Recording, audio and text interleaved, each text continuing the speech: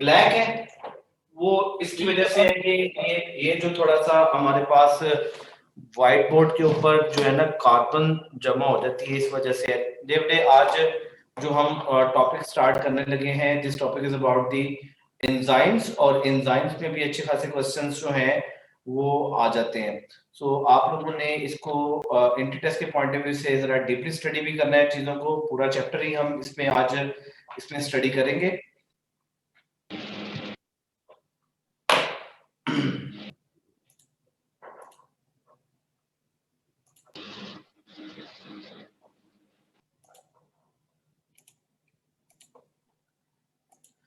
सो बेटे हम एंजाइम्स को स्टडी करते हैं।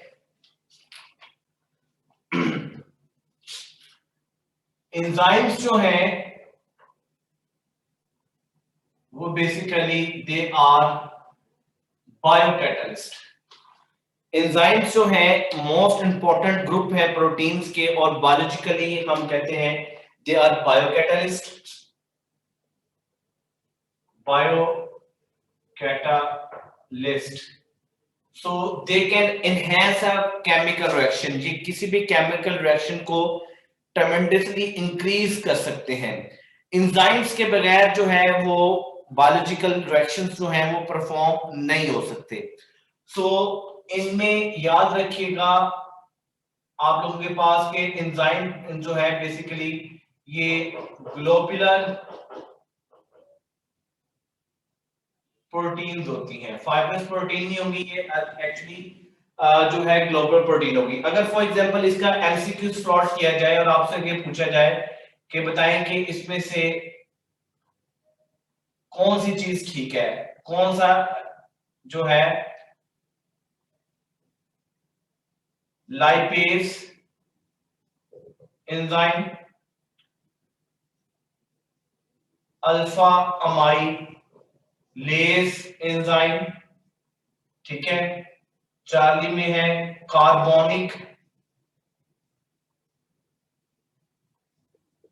एनहाइड्रेज एंजाइम, और डेल्टा में है आपके पास ribozyme. So all of the following enzymes and protein in nature except, इनमें से तमाम एंजाइम्स जो हैं वो प्रोटीन इन नेचर है एक्सेप्ट। सो आप लोग क्या आंसर करेंगे जी इसका?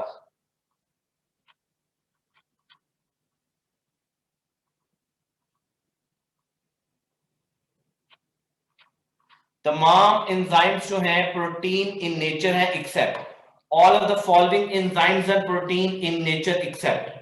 जी सो कौन बताएगा इसका आंसर? जी इब्राहिम जी बेटे। राइबोजाइम। राइबोजाइम, सो याद रखिएगा कि राइबोजाइम वो वाहिद एंजाइम्स है जो कि प्रोटीन इन नेचर नहीं है। सो राइबोजाइम फिर क्या चीज है? राइबोजाइम्स जो है हम कहते हैं कि आप लोगों ने पढ़ा हुआ है कि राइबोसोमल आरएनए, और ये राइबोसोमल आरएनए जो है ये फिर राइबोसोमल सब यूनिट्स जो है राइबोसोम्स के जो यूनिट्स हैं उनकी सिंथेसिस में इन्वॉल्व होता है। और ये राइबोसोमल डीएनए आप ही ने अपने सिलेबस में पढ़ा हुआ है कि बेसिकली राइबोसोमल डीएनए जो है वो सिंथेसाइज होता है राइबोसोमल डीएनए से न्यूक्लियोलस में। आप लोगों ने न्यूक्लियोलस में पढ़ा था कि बेसिकली एक सेंट्रल एरिया है, एक सेंट्रल एरिया है। सो ये बेसिकली कहां से बनते हैं? राइबोसोमल डीएनए इस राइबोसोमल आरएनए को बनाता है जो कि प्रोटीन इन नेचर नहीं है। सो ये राइबोसोमल सब यूनिट लार्ज और स्मॉल सब यूनिट होंगे। ये वाहिद एक ऐसा एंजाइम है जो यूकेरियोटिक में भी और प्रोकैरियोटिक सेल में भी मौजूद होता है। अच्छा ये तो बेसिक्स हो गया इसका जो आप लोगों ने पढ़ना था। अब इसमें कुछ चीजें और भी आप लोगों ने पढ़नी है जिसको अभी हम डिस्कस भी करेंगे। इसके बाद आपकी बुक में लिखा हुआ है कि एंजाइम्स जो है वो बेसिकली अगर प्रोटीन इन नेचर है सो वो अमाइनो एसिड से मिलके बने होते हैं। सो ग्लोबुलर नेचर होते हैं, और इसकी एक हम यहाँ पर बना लेंगे स्केच मैप। इसको अगर आपको नजर आ रहा है यहाँ पर, सो यहां पर मैं बना देता हूं sketch map enzyme.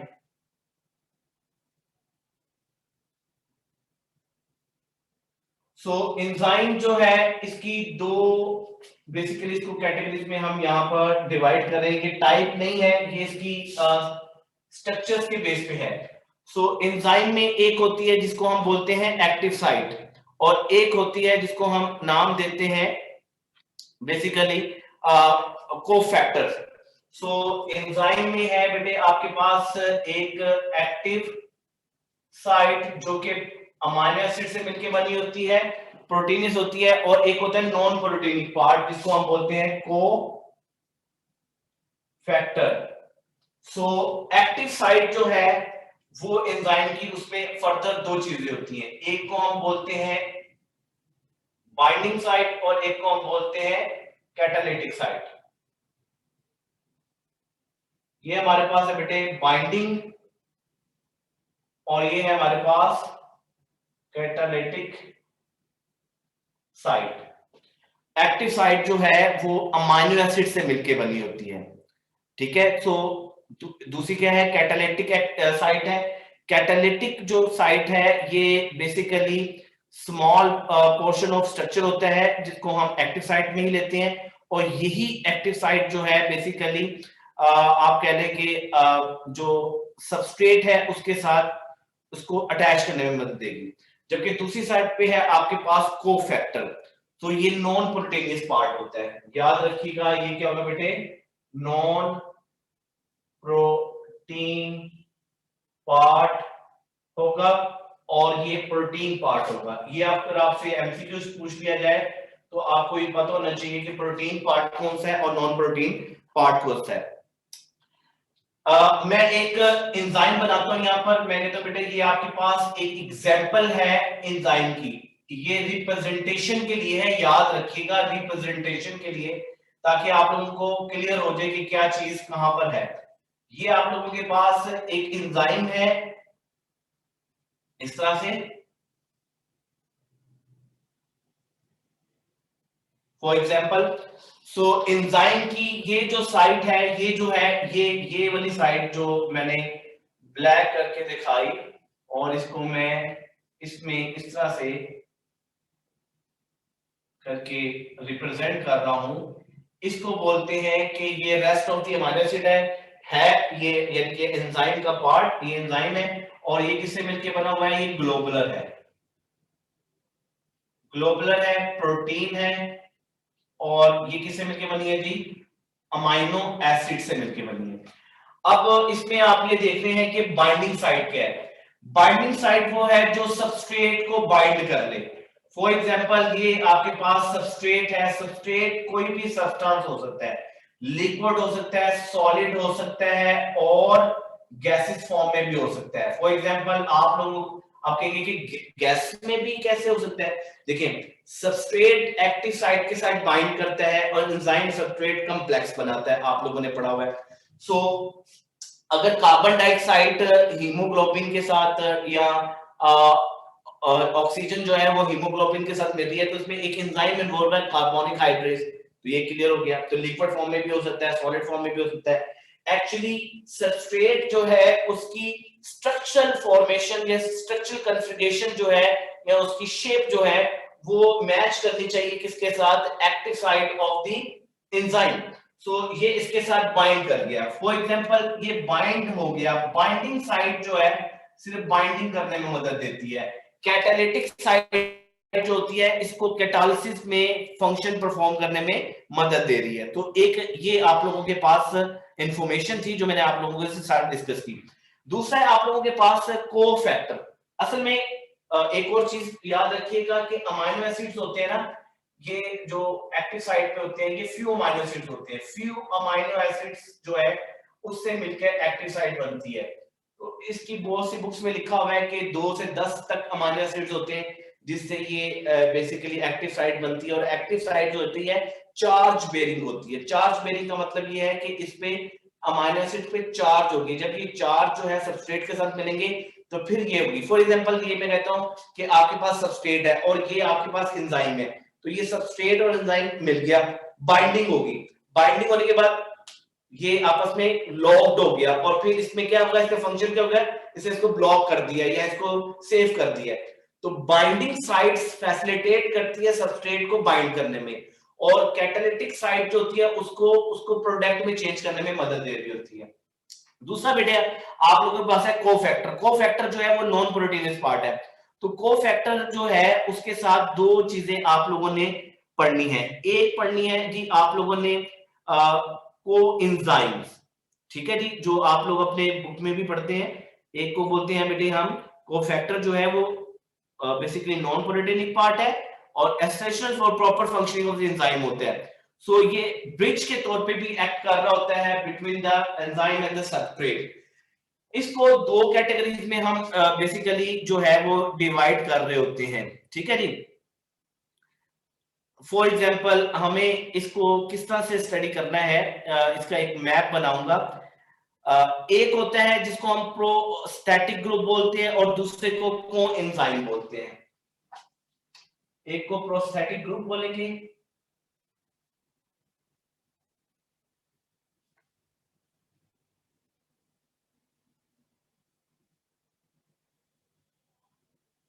Prostatic group,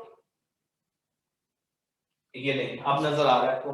एक को हम बोलेंगे प्रोस्थेटिक ग्रुप और दूसरे को हम नाम देंगे जी कोएंजाइम।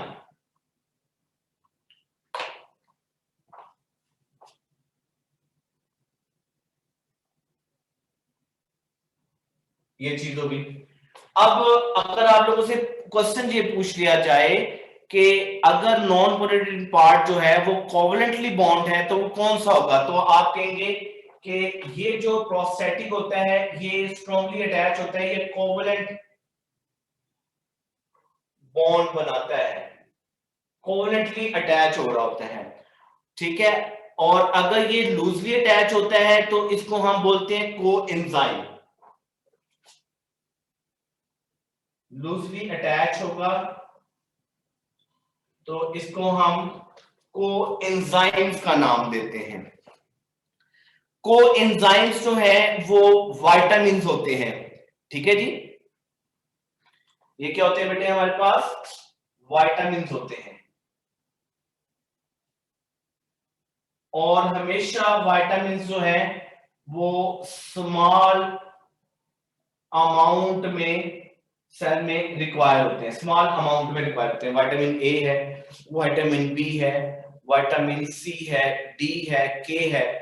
दो तरह के विटामिन होते हैं, एक होते हैं वाटर सोलेबल और एक होते हैं जो है वाटर इनसोलेबल या ऑयल सोलेबल होते हैं। पर इस रीजन में इस कैटेगरी में हम इसको नहीं जा रहे क्योंकि ये हमारे पास इसकी वो नहीं है। अगर ये पूछ लिया जाए कि इनमें से कौन से यूज हो सकते हैं अगेन एंड अगेन, ये भी एमसीक्यूज पूछ सकते हैं कि which of the following cofactor can be use again and again. तो आप लिखेंगे यूज हो सकते हैं, यूज अगेन अगेन, कई दफा ये यूज हो सकते हैं, ठीक है जी। अगर एंजाइम इसके अगर एंजाइम अपने को एंजाइम के साथ वर्क करता है, प्रोस्टैटिक ग्रुप है, इसको हम एपो और होलो एंजाइम्स में बोलेंगे। वो आगे जाके हम पढ़ते हैं कि वो क्या स्ट्रक्चर्स हमने इसमें स्टडी करने हैं। सो ये देख लें कि को एंजाइम जो है वो क्या हम इनको ऑर्गेनिक जो है वो जो है वो कॉम्प्लेक्सेस बोल सकते हैं। तो ये हमारे पास याद रखिएगा ऑर्गेनिक कॉम्प्लेक्स होते हैं, ऑर्गेनिक मॉलिक्यूल्स मोस्टली ये होंगे।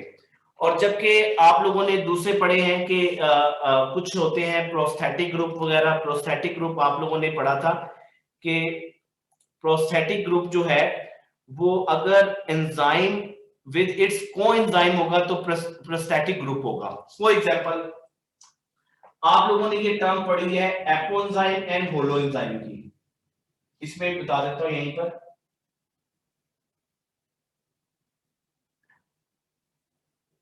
एपो एंजाइम एंड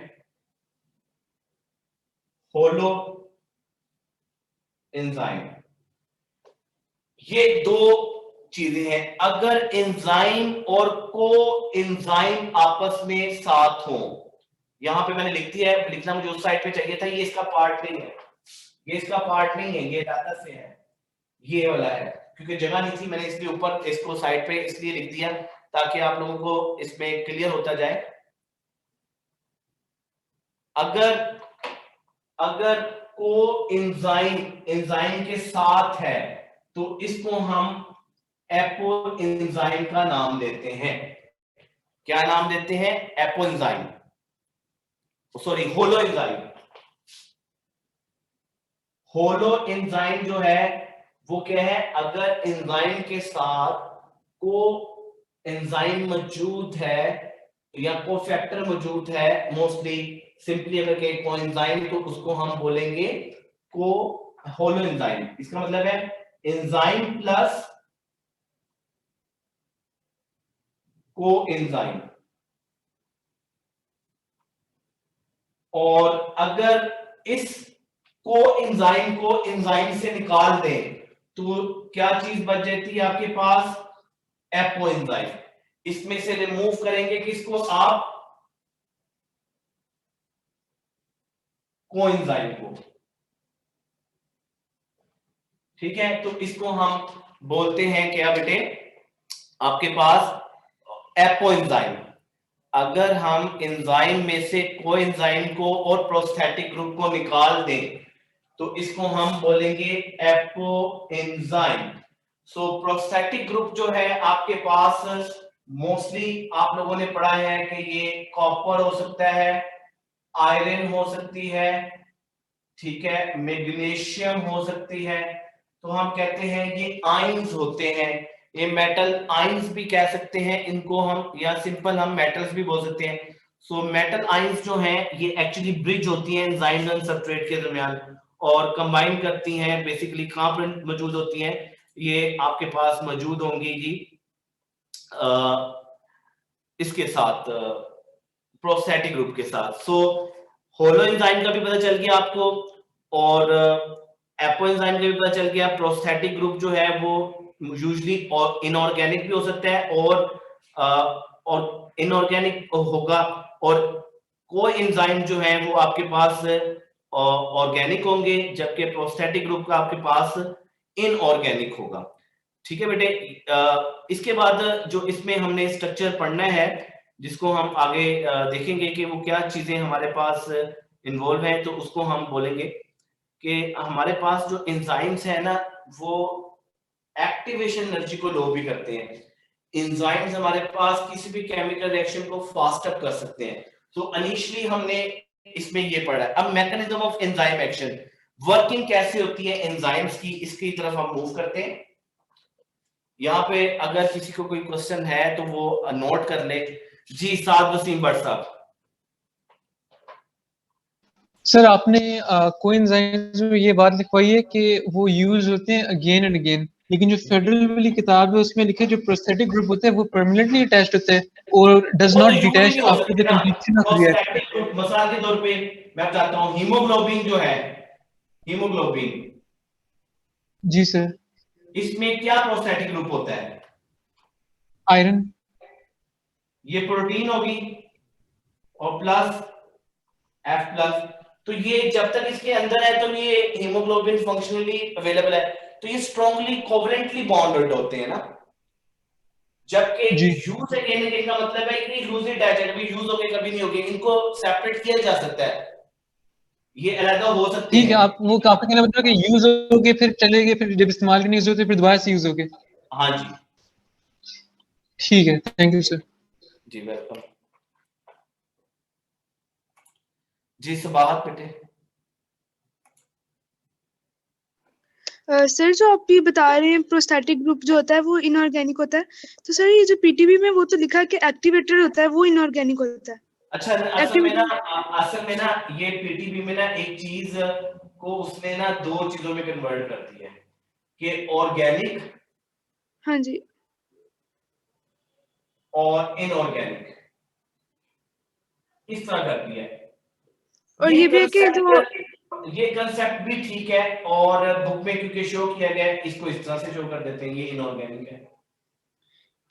उसने कहा है कि लूजली अटैच्ड होते हैं, जो प्रोस्थेटिक ग्रुप है सिर्फ वही कोवेलेंटली बॉन्डेड है। बिल्कुल बिल्कुल कह सकते हैं, ये भी बात ठीक है, ऐसे लिखा हुआ है। तो फिर हम इसको मैं अलग कैटेगराइज कर दिया ना एक्टिवेटर में। एक्टिवेटर देखिए ना, एक्टिवेटर क्या होगा, ऑर्गेनिक होगा इनऑर्गेनिक होगा? इनऑर्गेनिक। इनऑर्गेनिक है, तो ये एज एक्टिवेटर भी एक्ट कर सकते हैं।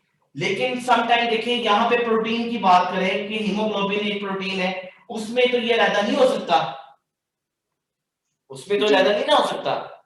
हाँ जी ठीक है। तो ये उसके रेफरेंस से बात है और वो उसके रेफरेंस से बात है, हमने इसको फॉलो करना है ये वाली बात को। ठीक है, दो चीजें हैं, दोनों मुख्तलिफ है, वो ऑर्गेनिक के पॉइंट ऑफ व्यू से कह रहा है, ये इनऑर्गेनिक के पॉइंट ऑफ व्यू से है। क्लियर है बेटे सवाल? हाँ जी ठीक है सर। वेलकम। Thank you. जी सवाल के बाद मारिया जी बेटे। सर मेरे दो क्वेश्चंस हैं आपसे। आपने बोला जी। था कि एक्टिव साइट एक चार्ज बेयरिंग साइट होती है, तो इसका जी। मतलब है कि पॉजिटिव और नेगेटिव इफेक्ट होता है इसमें। हाँ जी, चार्जेस होते हैं, बिल्कुल बिल्कुल। और सर सेकंड मेरा क्वेश्चन है कि एंजाइम सिंथेसाइज किससे होते हैं? एंजाइम सिंथेसाइज होंगे, प्रोटीन इन नेचर है तो एंडोप्लाज्म रेटिकुलम से होंगे, यानी कि ribosomes. Okay thank you sir. और बेटे आप लोग अब सबाहत ने जो बात की थी कि सर ये आपने प्रोस्थेटिक ग्रुप के बताया कि वो डिटैचेबल होते हैं, जो डिटैचेबल होते हैं वो एक्चुअली डिटैचेबल कोफैक्टर कहलाते हैं, जो टाइटली बाउंड होते हैं, फॉर एग्जांपल प्रोस्थेटिक ग्रुप में वो है ही है। अच्छा इसमें जी अलीना गफूर जी बेटे जल्दी से बोलो। सर मैंने ये पूछना था, सर आपने तो मिटाई दी है। जी मेरे माइंड में याद पूछ रही है। सर मैंने पूछा था, आपने जैसे आयरन की एग्जांपल दी है ना प्रोस्थेटिक ग्रुप में हीमोग्लोबिन की, उसी तरह आप कॉपर और मैग्नीशियम के दे सकते हैं? हाँ जी दे सकते हैं। इसमें यूज प्रेजेंट होगी होते हैं आपके, ये यूज होगी आपके उसमें सिलेबस में, तो मैं दे देता जी हूँ, यूज होगी ये सिलेबस में। जी। अच्छा ये सिलेबस में तो नहीं है लेकिन मैं बताता हूँ, साइटोक्रोम पढ़ा है आपने ने? उसमें बेसिकली आपके पास आयरन कंटेनिंग प्रोटीन है। इसी तरह आप लोगों ने साइटोक्रोम कॉम्प्लेक्स के बाद प्लास्टोसाइनिन पढ़ा, उसमें आप लोगों ने कॉपर कंटेनिंग प्रोटीन पढ़ी, तो ये कॉपर की एग्जांपल होगी। आयरन कंटेनिंग प्रोटीन की एक एग्जांपल फेराडॉक्सिन है, ठीक है, ये है, और भी बहुत सी हमारे पास चीजें हैं। क्लियर हो गया बेटे? मैग्नीशियम की एग्जांपल आप लोगों के पास क्लोरोफिल है जी। नेक्स्ट बेटे आप लोगों ने पढ़ना है मैकेनिज्म ऑफ एंजाइम एक्शन, किस तरह से ये वर्किंग करते हैं, इनकी वर्किंग इंपॉर्टेंट है। बाकी अब जो जिनके क्वेश्चंस रह गए हैं वो हम बाद में डिस्कस करते हैं, पहले इसकी तरफ हमने देखना है कि हमारे पास क्या क्या चीजें हैं।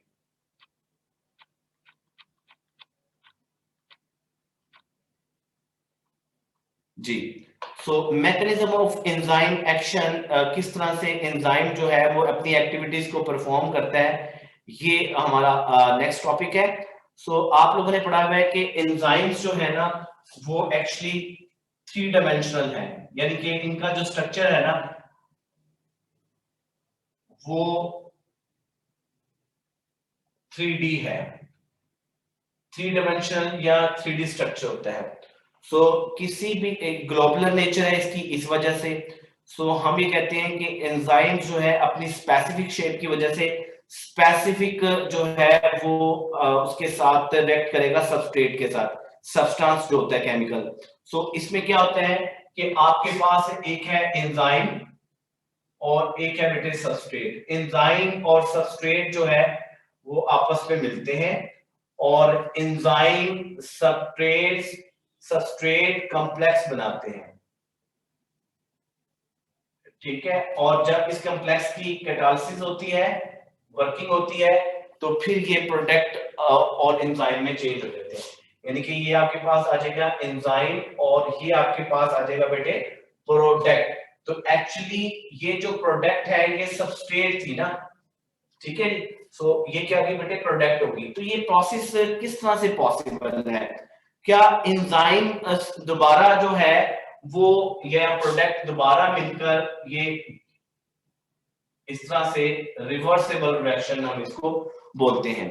तो इसका मतलब है कि एंजाइम्स के पास वो एबिलिटी है कि ये यूज अगेन एंड अगेन होगा विदाउट बीइंग यूज्ड इटसेल्फ, अपने आप को इस्तेमाल किए बगैर ये है किसी भी केमिकल रिएक्शन को फास्टर कर सकते हैं। सो सिंपली हम कहते हैं कि ये बहुत से केसेस में क्या होगा, आप लोगों ने एक रिएक्शन पढ़ा है इसमें, मैं फॉर एग्जांपल आपने तो कि आपके पास एक ए है, आपकी बुक की एग्जांपल बी है, सी है और डी है। ये आप लोगों ने चार जो है 5 एग्जांपल्स पढ़े। फॉर एग्जांपल ये आपके पास ए है, ये बी है, ये सी, ये डी और ये ई। इनको हम कंसीडर कर लेते हैं कि ये आपके पास सबस्ट्रेट है। सो इसमें से ये जो आपके पास है इसको हम इनिशियल सबस्ट्रेट का नाम देते हैं।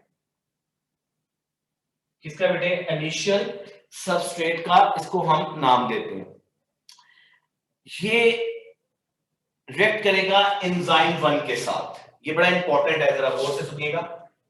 ये एंजाइम 1 के साथ जब एक्ट करेगा ए और आई और बी प्रोडक्ट बन जाएगी। एंजाइम जो है 2 जो है वो इसके साथ रिएक्ट करेगा तो सी प्रोडक्ट बन जाएगी। एंजाइम 3 जो है वो इस सी के साथ रिएक्ट करेगा तो डी बन जाएगी।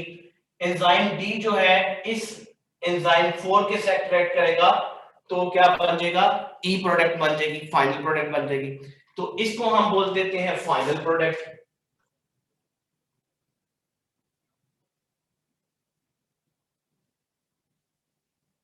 तो मुझे ये बताएं कि इस फाइनल प्रोडक्ट में, ये जो फाइनल प्रोडक्ट आपके पास आई है, ये एक सीरीज ऑफ रिएक्शन नहीं हो गया?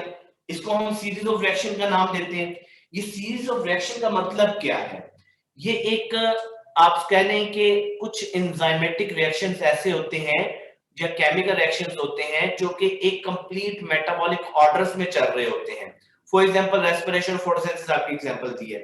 तो इसमें जो एंजाइम्स जो हैं वो जो रिएक्शन परफॉर्म कर रहे हैं वो एक के बाद दूसरा है, तीसरा है, फिर चौथा है, पांचवा, यहां तक चलता है। तो ये चेन रिएक्शन के तौर पे चल रहा है। तो इसमें हम लोगों ने पढ़ना है कि क्या होगा, किस तरह से ये रिएक्शन होगा। क्या ये रिएक्शन चलता रहेगा? नहीं जी, ये रिएक्शन एक जगह पे जाके स्टॉप भी होगा। फॉर एग्जांपल ये स्टॉप जो होगा इसको हम बोलेंगे फीडबैक इनहिबिशन। क्या बोलेंगे बेटे? Feedback inhibition.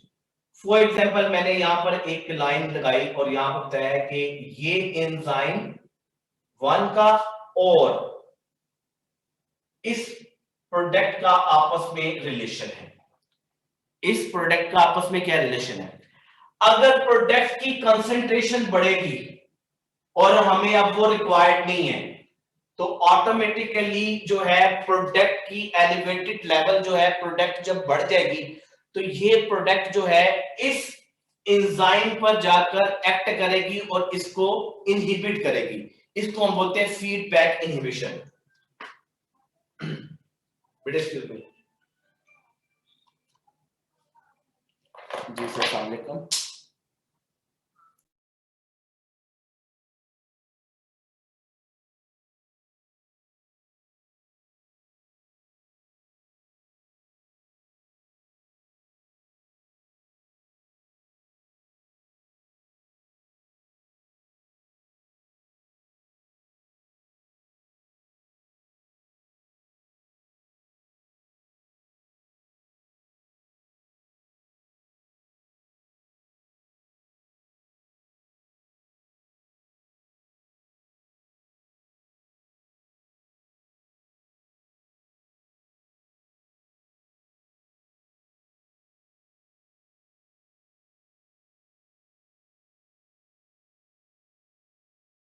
बेटे वेरी सॉरी, जो है ना एक इमरजेंसी कॉल थी, इस वजह से मुझे सुननी पड़ी। मैं आपसे माजूर खाऊं।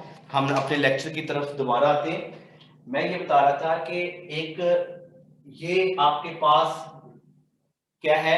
इनिशियल सबस्ट्रेट है, एंजाइम प्रोडक्ट, एंजाइम सबस्ट्रेट या प्रोडक्ट चलेगी आगे। अब ये एक जगह पे जाके स्टॉप होगा साइकिल।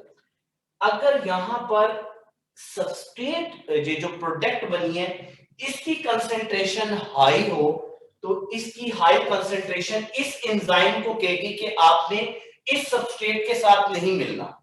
इसको हम बोलते हैं फीडबैक इनहिबिशन। क्या बोलते हैं बेटे? Feedback inhibition. ठीक है जी, ये आपकी बुक में लिखा हुआ है कि एंजाइम एक्शन में जो है। फिर दूसरा, और अगर इसकी प्रोडक्शन कम हो, अब ये यूटिलाइज हो गया और हमें दोबारा से चाहिए, ये कंसंट्रेशन लो हो गई, ठीक है, प्रोडक्ट जो बनी थी यूटिलाइज होगी बॉडी में, अब दोबारा से रिएक्शन चाहिए, तो हम क्या करेंगे कि ये जो सबस्ट्रेट है, ये जो आपके पास सबस्ट्रेट होता है, ये सबस्ट्रेट जो है वो इस प्रोडक्ट के साथ मिलेगा, जाहिर बात है, और सॉरी इस एंजाइम के साथ मिलेगा, इस एंजाइम के साथ मिलेगा और दोबारा से इस प्रोडक्ट की कंसंट्रेशन को बढ़ाएगा। इसको बोलते हैं प्रिकर्सर एक्टिविटी।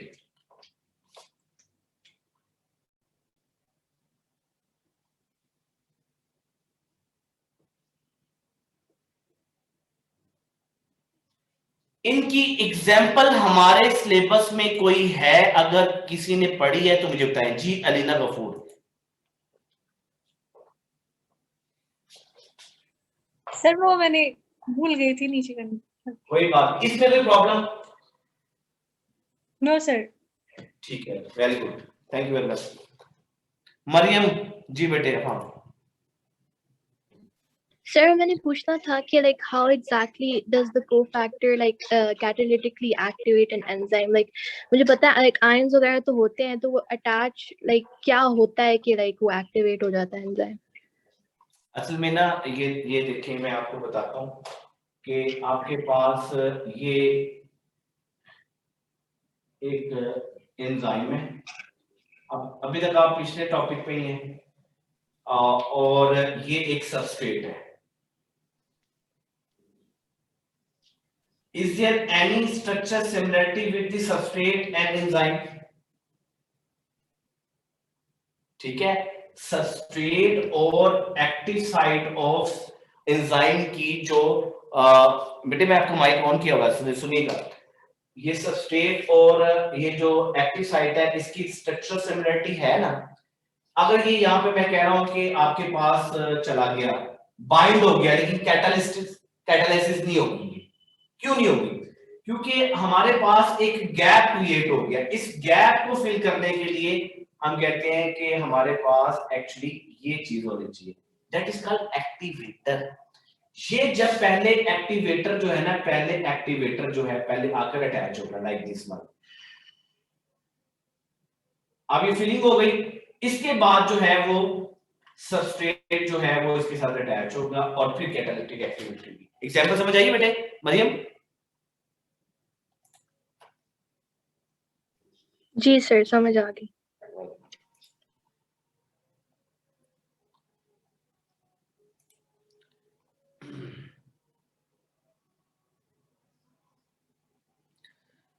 अच्छा जी, इसके बाद इसमें जो हमने पढ़ना है, इसके मॉडल्स के बारे में पढ़ना है कि हमारे पास रिप्रेजेंटेटिव मॉडल्स कितने हैं। तो याद रखिएगा, हमारे पास इसके रिप्रेजेंटेटिव मॉडल्स जो है वो दो हैं मॉडल्स। अब यहाँ पर बच्चों ने मेरी जो है ना दिमाग खा लेना है, मुझे बादाम खाने पड़ने हैं इस चीज को समझाते हुए। दो मॉडल्स जो हैं इसको एक्सप्लेन करते हैं, याद रखिएगा। There are two models which explain the shape of enzymes. अब फेडरल वाले कहेंगे हमने ये पढ़ा है, पंजाब वाले कहेंगे जी हमने ये पढ़ा है, तो अब हम कौन सा सही माने? सबसे पहले याद रखिएगा, एक मॉडल है जिसको हम बोलते हैं लॉक एंड की मॉडल,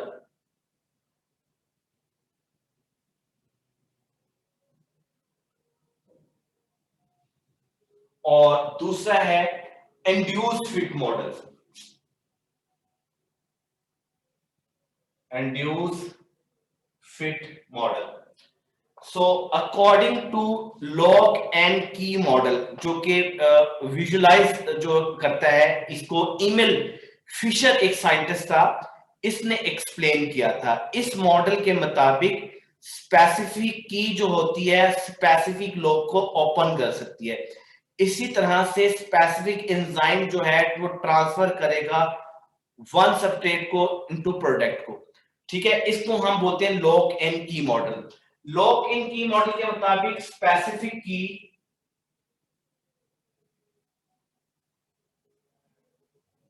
होगी फॉर स्पेसिफिक लॉक के लिए, और इसके मुताबिक जो एंजाइम्स हैं इनका जो स्ट्रक्चर है वो रिजिड है और नो चेंज इन शेप होगा।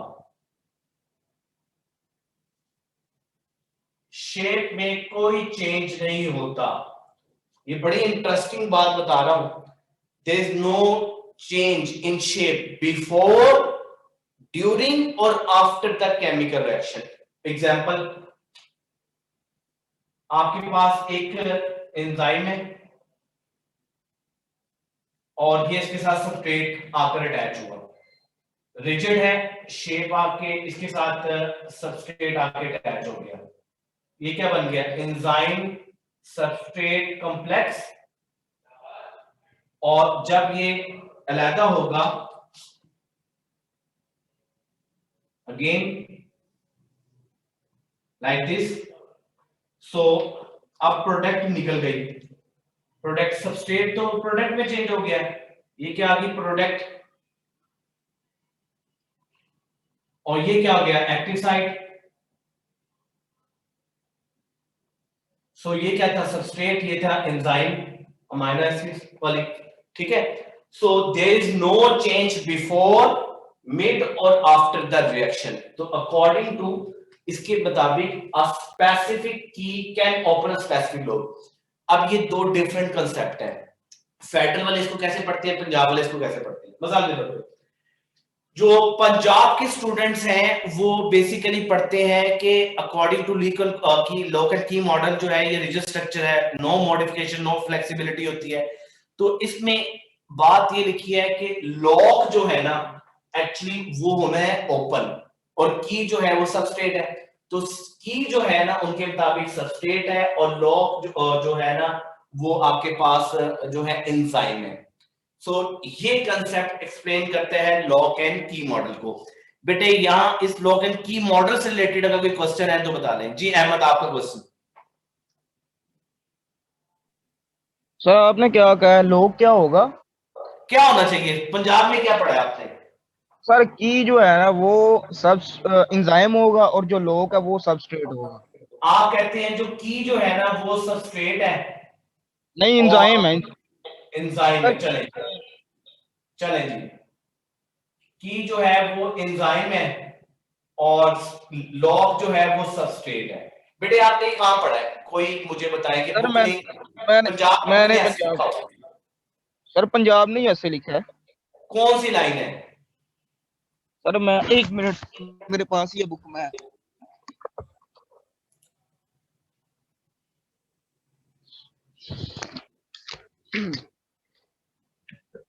Sir, according to this model, as one specific key can open only a specific lock, in the same manner, a specific enzyme can transform only one substrate into products. वो तो उसने एक बात कही ना, specific can open a specific lock, और in the same manner इसी तरह उसने कहा a specific enzyme can change a specific substrate into product. Respectively तो नहीं कहा, यहाँ पे लिखा हुआ रिस्पेक्टिवली लिखा हुआ है। अगर ये दो sir in the same manner और रिस्पेक्टिवली बात तो एक ही है। चले ये भी मैंने मान लिया, ये भी मैंने मान लिया। आपका कंसेप्ट कहता है कि की जो है ना वो एंजाइम है, स्पेसिफिक लॉक जो है वो सबस्ट्रेट है, ये भी बात ठीक है। फेडरल वाले कहते हैं जो की जो है ना वो एक्चुअली है आपके पास एंजाइम, और जो लॉक है वो आपके पास है सबस्ट्रेट। दोनों कंसेप्ट ठीक है। अब अगली मैं रीजन बताता हूं। पेपर में कभी नहीं आएगा कि आप में से की कौन सा है, लॉक कौन सा है, नहीं। पेपर में आपसे पूछेगा which of the following is, यानी कौन सा जो है वो मॉडल जो है मोस्ट एक्सेप्टेबल है इंड्यूस फिट मॉडल। पूछेगा according to lock and key model enzyme is a rigid structure, इस तरह से क्वेश्चन पूछेगा। अदरवाइज के क्वेश्चन रहेगा। दोनों ही कंसेप्ट मौजूद है, फेडरल में भी सही लिखा हुआ है, पंजाब में भी लिखा है, ये दोनों कंसेप्ट चलते हैं, तो इसमें हमने अब बहस नहीं करनी, ठीक है, कि उसमें कौन सा है और इसमें कौन सा नहीं होगा। तीसरी बात, इंड्यूस फिट मॉडल जो है it is the modified form of the lock and key model. Modified form है लॉक एंड की मॉडल की, जिसको सबसे पहले जो है वो किसने दिया था जी, हॉशलैंड ने। और इसके मुताबिक जो है ये एक फ्लेक्सिबल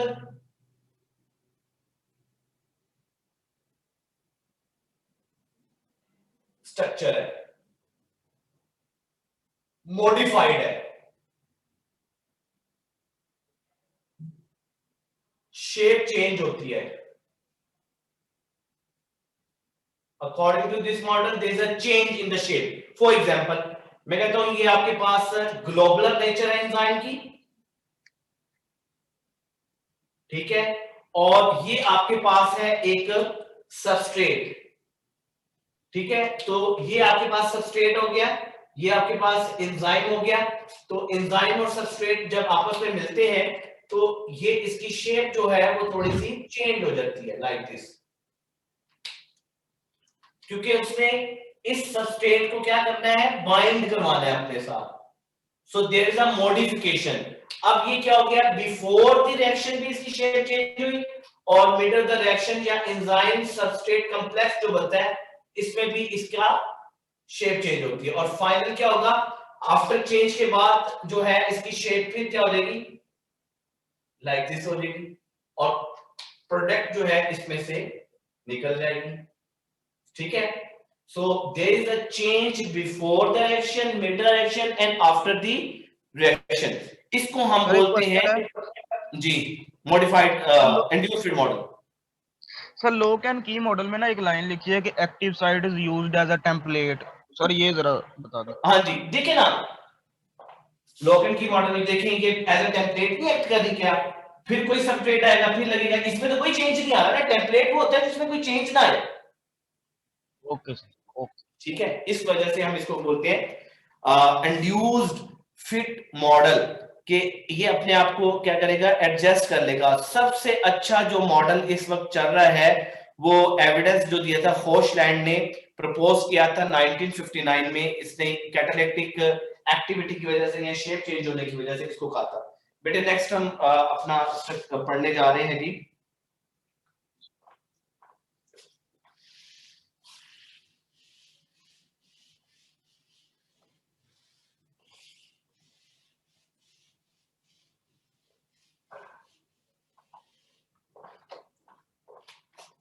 फैक्टर्स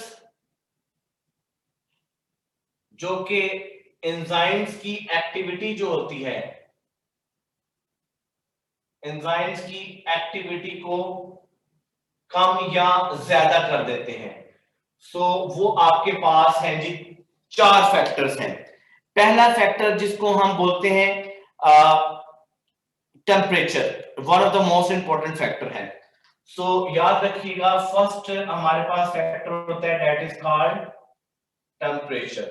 सो ह्यूमन का बॉडी टेम्परेचर जो है, जो कि जिसमें वो आप कह लें कि वो अच्छी तरह से एक्टिविटी परफॉर्म कर सकता है,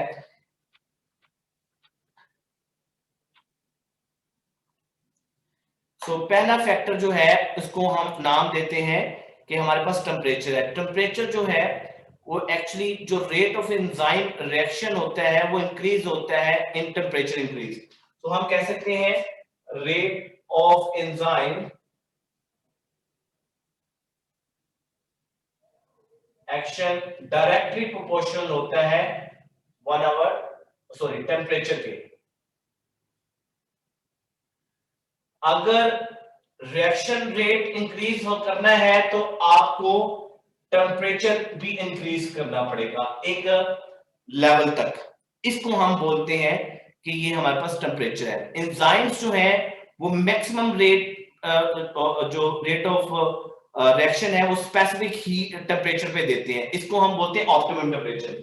इसकी एक आप लोग बनाते भी हैं, फॉर एग्जांपल मैंने ये बना लिया एक्स एक्सिस। जब दो वेरिएबल्स को हम स्टडी करते हैं तो उसमें एक एक्स एक्सिस होता है और एक जो है आपके पास वाई एक्सिस होता है।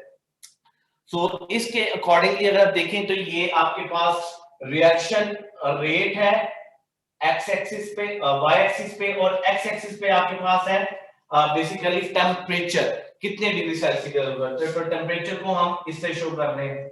फॉर एग्जांपल हमने इसको कंसीडर कर लिया कि हम 10 के डिफरेंस से पढ़ेंगे इसको।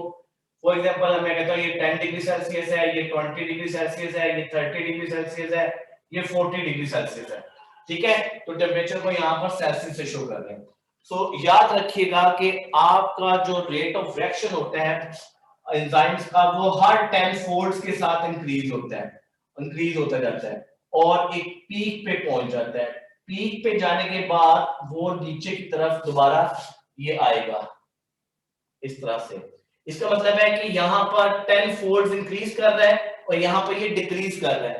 तो सिंपली हम ये कह सकते हैं कि ये यहाँ पर हो रही है डीनेचुरेशन ऑफ एंजाइम्स की, डीनेचुरेशन हो रही है, एंजाइम यहाँ पर डीनेचर हो रहे हैं।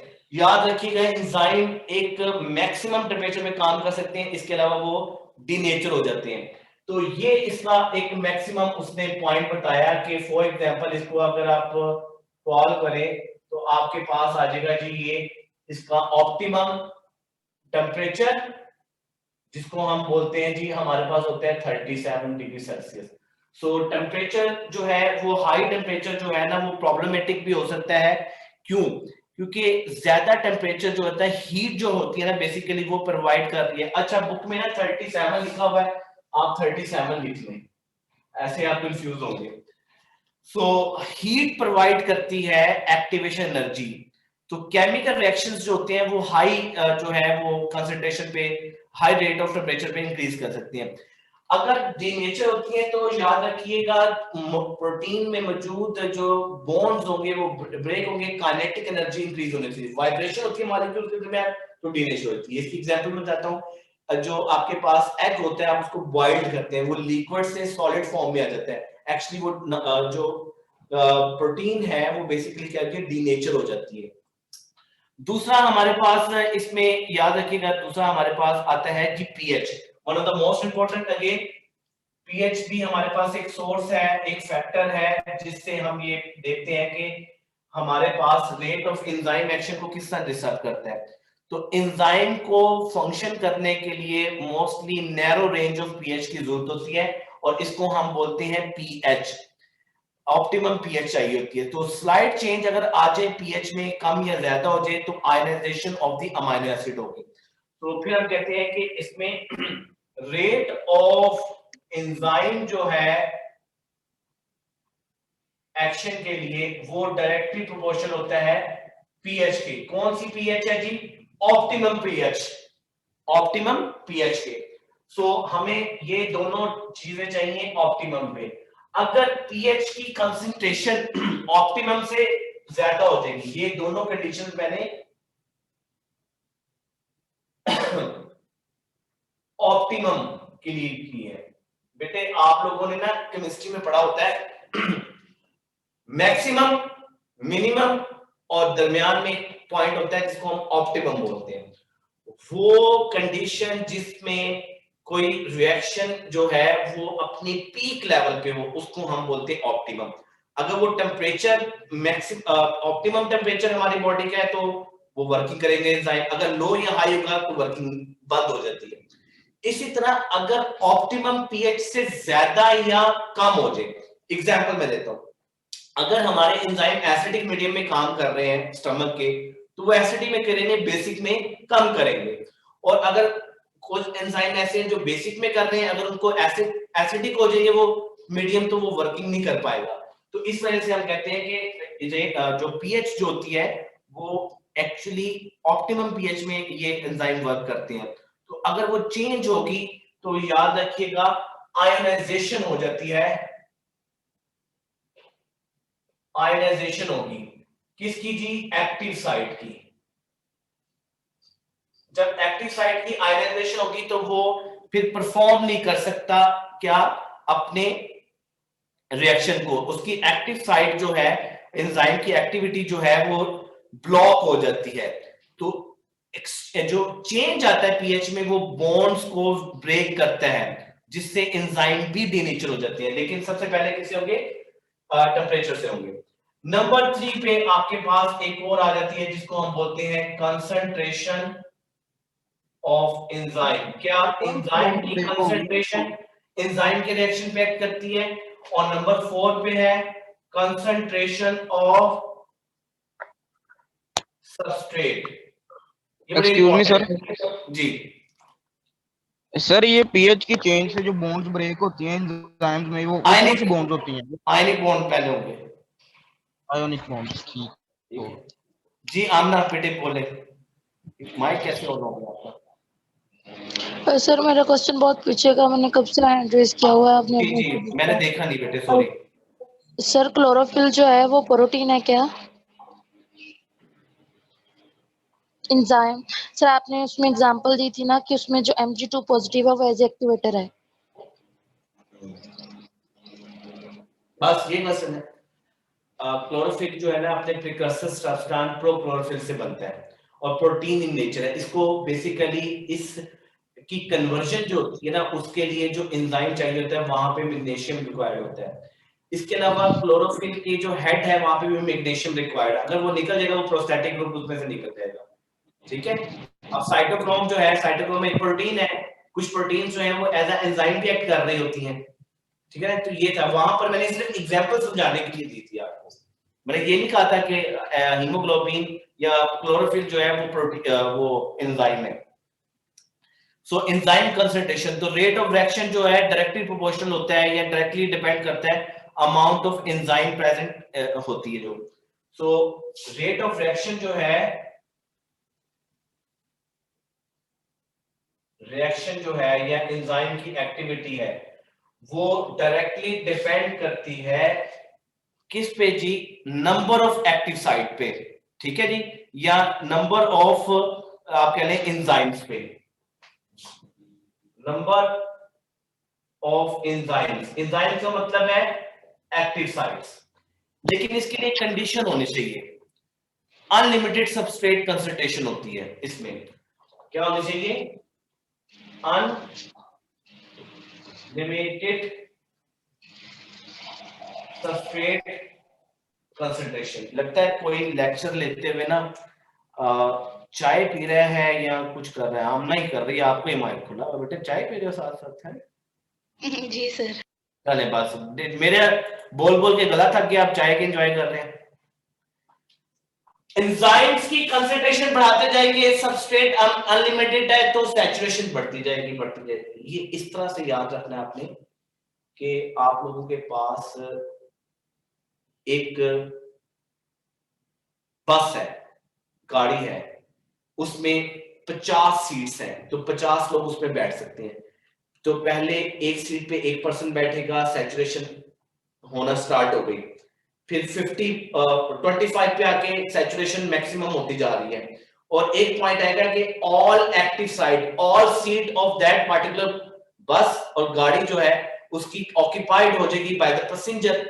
इसी तरह एंजाइम्स अगर आपके पास की कंसंट्रेशन ज्यादा करते जाएंगे, कंडीशन क्या है? अनलिमिटेड सबस्ट्रेट हो, तो एंजाइम रिएक्शन जो है वो डबल होता जाएगा अनटिल अनलेस जब तक जो है सबस्ट्रेट ना खत्म हो। तो इसको हम कहते हैं कि कंसंट्रेशन एंजाइम जो है वो बेसिकली डबल कर देती है रिएक्शन को। इसी तरह सबस्ट्रेट कंसंट्रेशन, तो लो कंसंट्रेशन जो होती है सबस्ट्रेट की वो डायरेक्टली प्रोपोर्शनल होती है टू द सबस्ट्रेट अवेलेबिलिटी। तो इसमें याद रखिएगा low concentration of substrate basically क्या होगी? ये डिपेंड करती है रेट ऑफ रिएक्शन जो है वो डायरेक्टली प्रोपोर्शनल होगा सबस्ट्रेट अवेलेबिलिटी के। इसमें रेट ऑफ रिएक्शन जो है वो डायरेक्टली प्रोपोर्शनल होगा किसके बेटे जी? सबस्ट्रेट अवेलेबिलिटी के। सबस्ट्रेट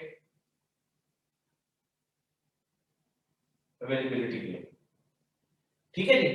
यानी कि अगर आपके पास एंजाइम कंसंट्रेशन कांस्टेंट है, मैंने कहा आप लोगों के पास एंजाइम्स जो है ना वो आपके पास है 100, एग्जांपल दे रहा हूं, इसका मतलब है 100 ही उसमें एक्टिव साइट्स होंगी, ठीक है। तो सबस्ट्रेट अगर फॉर एग्जांपल आप पहले डालेंगे जी इसमें सबस्ट्रेट डाल दें 50, तो अभी भी इसमें से 50 अवेलेबल है जो है आपके पास, तो ये 50 जो है अगेन वो 50 एंजाइम्स के साथ जो है वो मिल सकते हैं।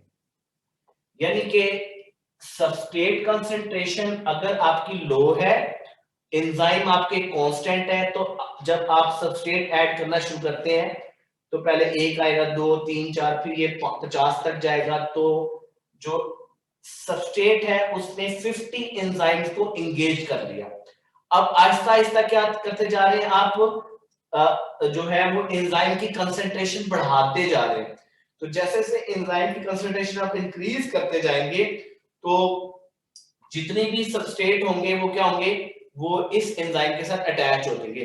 अब देखें आपके पास जो है वो एंजाइम कांस्टेंट है, 100 से ऊपर एंजाइम नहीं है, और अगर आप दोबारा सबस्ट्रेट डालेंगे तो रिएक्शन होगा?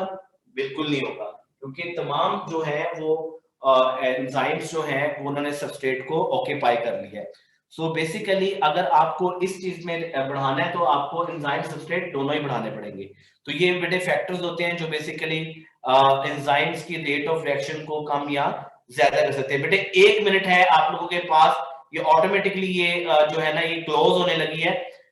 हमारे पास अब इसमें जो चीज रह गई है ना वो रह गई है जी इनहिबिटर्स। तो रिवर्सेबल भी होते हैं, इरिवर्सेबल भी होते हैं, और इनहिबिटर्स का आप खुद भी पढ़ लीजिएगा। अगर आपको समझना है मंडे के दिन मैं आप लोगों को जो है वो बताऊंगा, ट्यूसडे वाले दिन इसका टेस्ट आप लोग करेंगे, और नेक्स्ट वीक में इसका आप लोगों को याद रखिएगा कि एक्सप्लेन होगी डिस्कशन। जो आपके क्वेश्चंस हैं वो मंडे को डिस्कस करेंगे क्योंकि ये ऑटोमेटिकली एंड होने वाली है। दूसरी बात मेरी बात सुनिएगा बेटे कि आप लोगों ने इसको प्रिपेयर करना है, जो टॉपिक रह गया मैं मंडे को पढ़ा दूंगा, अगर किसी को समझ ना आई मैं पूछ लूंगा, अगर किसी को समझ ना आई होगी तो पढ़ा दूंगा, अदरवाइज इसमें कोई इतनी प्रॉब्लम नहीं है। ये जो यूनिट है एंजाइम्स का आखिरी इनहिबिटर्स क्या करते हैं, ब्लॉक करते हैं एक्टिव साइट को, परमानेंटली भी करते हैं और टेम्परेरीली भी करते हैं, ठीक है। तो नेक्स्ट मंडे को इंशाल्लाह हम नेक्स्ट यूनिट भी स्टार्ट करेंगे बेटे जो है जी बेटे मारिया तहरीम, मैं आपको माइक ऑन कर रहा हूं बेटे, तो आप मुझे आंसर करिए।